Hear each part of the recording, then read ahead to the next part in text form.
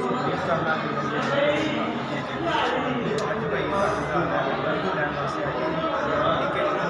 Video बनाई सी जी, funny video बनाई सी वो बड़ी अच्छी प्यारी लगी सी। अज तुहाडे भरा वीडियो लैना उम्मीद करना यह भी वीडियो जी मेरी अच्छी लगेगी।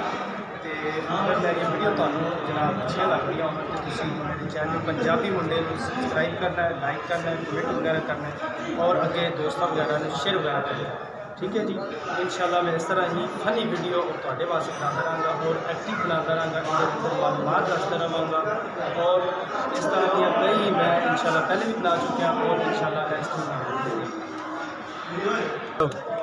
जी। तो मैं और थोड़े दिन वास्ते आया जी जनाब मेरी शादी पे आया जी, इंशाल्लाह एक बड़ी प्यारी और लाइव वगैरह वीडियो वगैरह भी मिलेगी। ठीक है, मेरे चैनल पर जाओ तो तुहानूं बहुत ही अच्छी और प्यारी वीडियो मिलेगी। ठीक है जी, तो तुहाडे दोस्तों का मेरा यूट्यूब चैनल सबसक्राइब करने वास्ते, कमेंट करने वास्ते बड़ा ही थैंक यू बोलना जी।